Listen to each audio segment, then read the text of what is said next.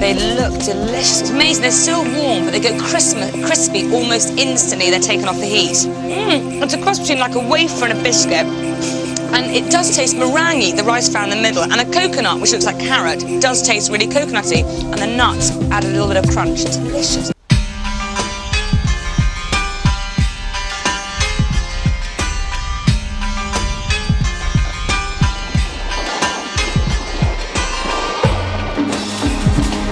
Now I'm taking the train up to Thailand's second city, Chiang Mai.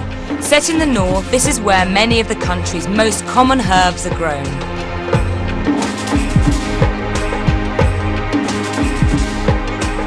The cooler, wetter climate and lush green hills make perfect conditions for growing kaffir lime, galangal and lemongrass, which are key Thai flavours. Because the lush climate is so important here, the locals hold a Buddhist festival every year to ask for rain. For a week in May, thousands of devotees pour into Chiang Mai's main temple to place flowers at the feet of Buddha and pray for rain.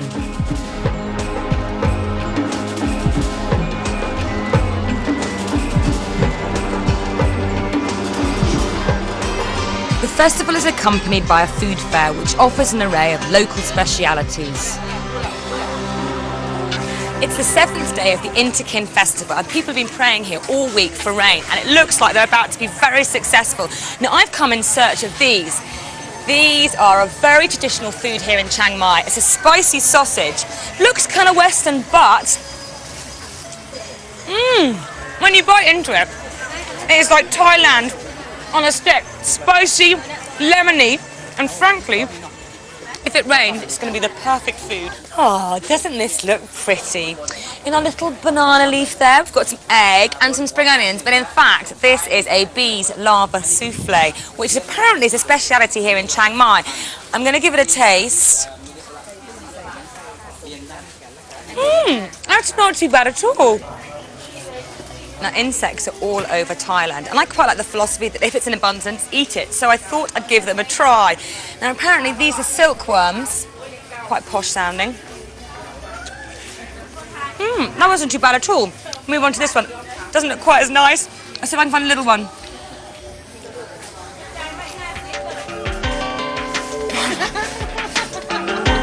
That's absolutely... Enough insects, how disgusting.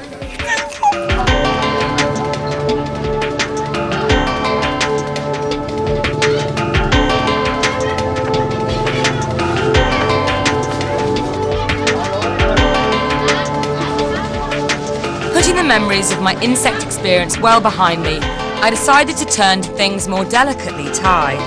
Anand is a local chef and he's going to teach me how to cook one of Thailand's best loved dishes, tom yum soup, made with lemongrass, galangal and kaffir lime leaves, all grown locally, of course. Yes. Now we're back from the market with our delicious looking galangal, lime leaves and lemongrass, and we're going to make one of Thailand's most celebrated soups, the tom yum. Now it's one of my favourites, Anand, and you're going to show me the very authentic way of making it. First thing Anand does is chop a stick of lemongrass. He then adds it to hot chicken stock. Next, he slices and adds galangal. He then picks a few leaves from the kaffir lime, the freshest I've ever smelt. Okay. Wow, it's amazing, you break it, it's like limes, it's fantastic. Yeah, you have to tear it apart. And you're tearing again, not chopping. Not chopping. Because that releases more flavour by tearing. Easier as well, no chopping at all, it's great. Anand gets me to chop 2 shallots and add them to the stock.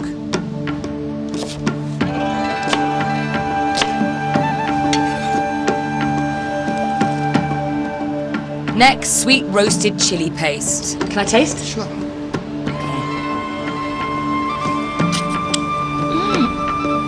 That's so sweet, I'm surprised. Yeah. That's delicious. Add 1 teaspoon of the paste and some of the oil. This will give the soup its lovely red colour. As always, fish sauce is added for seasoning. Then lime juice. It is amazing. The lime juice here is so sweet. It's different. It's not nearly as sort of acidic. It's much softer flavour, isn't it? Now roughly chop 2 tomatoes.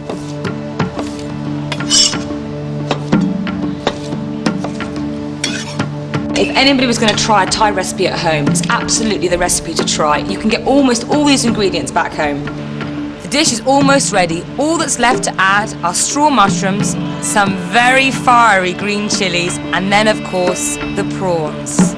Most important, leave the little tails on at the end because it makes them much easier to eat, and they've just been split down the back and cleaned and then peeled, which makes them look pretty and much easier to eat. Simply drop them in and turn off the heat. The soup is hot enough to turn the prawns pink and cook them to perfection.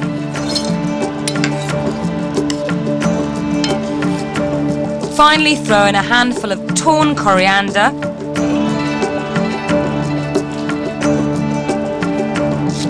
a few spring onions, and that's it, Tom Yum soup.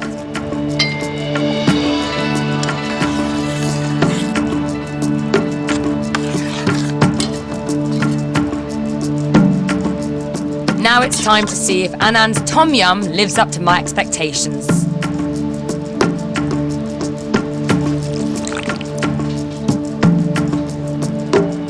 So what do they say for sort of happy eating in Thai? Aroy mak. Okay, arai ma.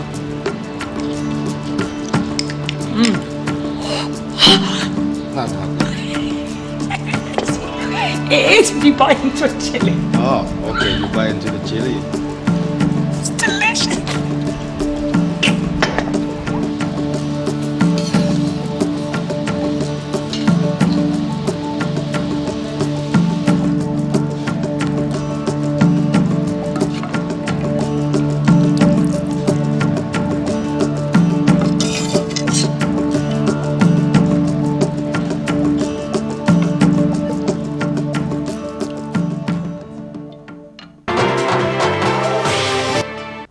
I'm heading south to try some fish in the coastal town of Chumpon.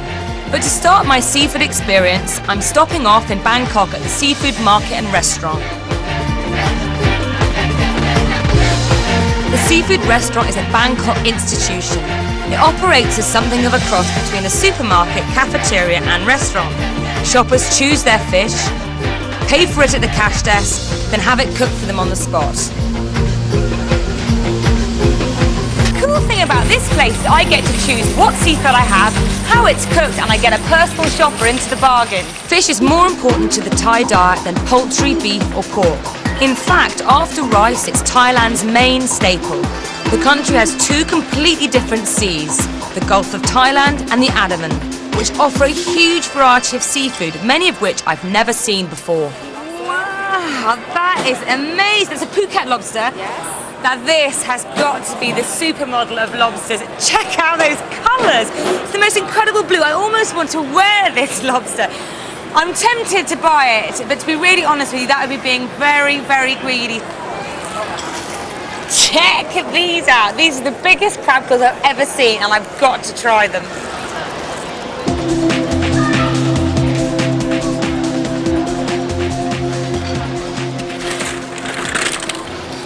Now I want plenty of these. These are green-lit mussels, as you can see from their wonderful colour, and I think they're going to be delicious.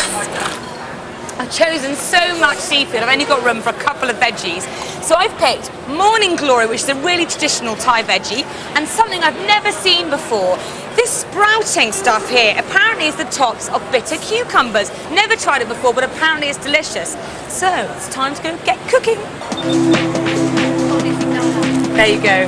Now that's come to $46, which means it's not the cheapest meal here in Bangkok, but I can tell you something, these ingredients are fantastic. So I think probably it's going to be one of the best. Thank you.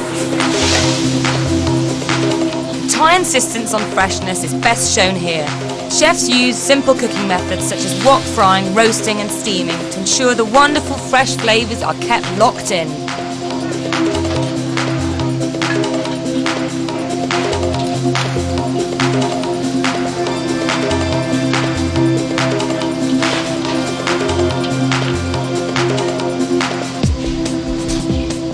In just under 10 minutes, all my food is ready. Grilled lobster, wok-fried mussels, steamed crab, and the perfect side dish, fried vegetables. Now I could have had this seafood cooked any way I wanted, char grilled, broiled, sautéed, deep fried, but I went along with the chef's recommendation and look at this, what an incredible feast. I'm not quite sure where to start. I think I'll start with the mussel. Cheers.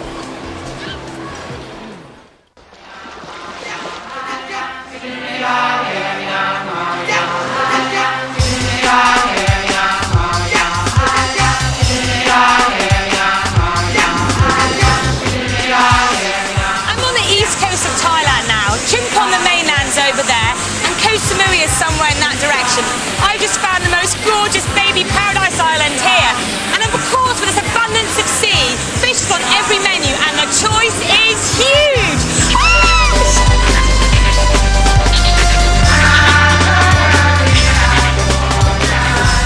Thailand's 2,000-mile coastline is home to a wealth of fantastic seafood. Sea bass, shark, cottonfish, cuttlefish and all kinds of shellfish are just some of the bounty that the seas of Thailand have to offer.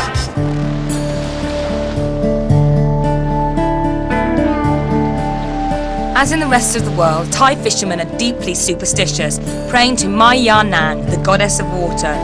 They covered the front of their boats in coloured scarves in her honour.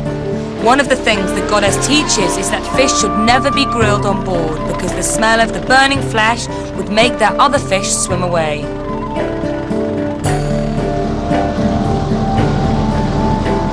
Now I've hitched a ride on this fishing boat to try my luck at some squid catching, and I tell you something, it's really not that very high tech. 2 neon lights here which are going to attract the squid to the surface, a bottle and a hook, and that's it. And apparently I'm going to be reeling them in minutes. Tell you something, it's a bit like a squid disco round here. Squid trapping is an ancient technique which works on the principle that the creature is attracted to the light and gets hooked on its way up to the surface. Problem is, it's a lot harder than it sounds. I felt something, I think I've got one. Okay, I'm going to reel it in. I think I've got one.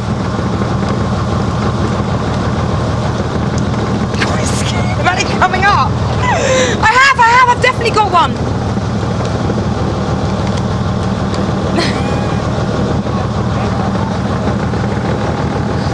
No, I haven't. An hour later and still not a bite. I'm going! Ah!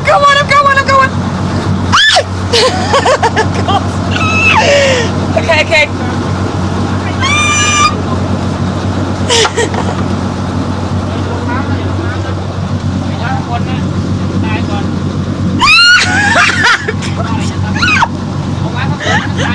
I don't know what to do with it now.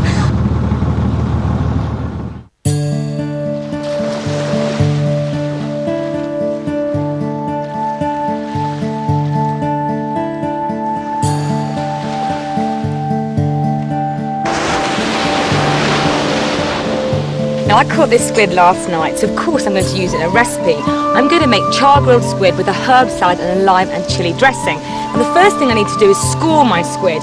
This is really important because it helps the squid cook really quickly, and it also helps the wonderful flavours of the marinade really permeate the flesh.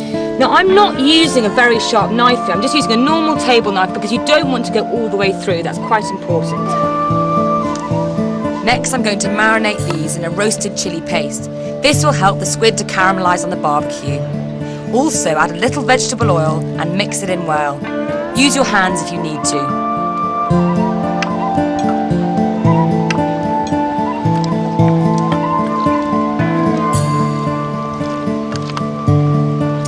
Perfect, and I'm going to pop that onto my barbecue. Now the barbecue needs to be hot, or if you're doing it at home in a frying pan, it needs to be really hot. We want these to cook very, very quickly, about 30 seconds to a minute on each side. So, perfect, nice sizzle, it's exactly what I want to hear. Now I'm going to move on to my dressing. Now I'd normally use a blender, but because I'm here in Thailand, I'm going to use a pestle and mortar. In my pestle and mortar I start with garlic and ginger. Then I add a spoonful of honey. Some fish sauce, few glugs, don't overshake, otherwise it'll get too salty. Of course you could use salt if you didn't have fish sauce. Throw in some chilli paste, squeeze in some lime juice and mix it all together. And now it's time to add our oil. Now I'm actually not going to use the pestle for this. I'm going to use a fork because I want to get a really lovely emulsion. Just drizzle your oil in, whisking with the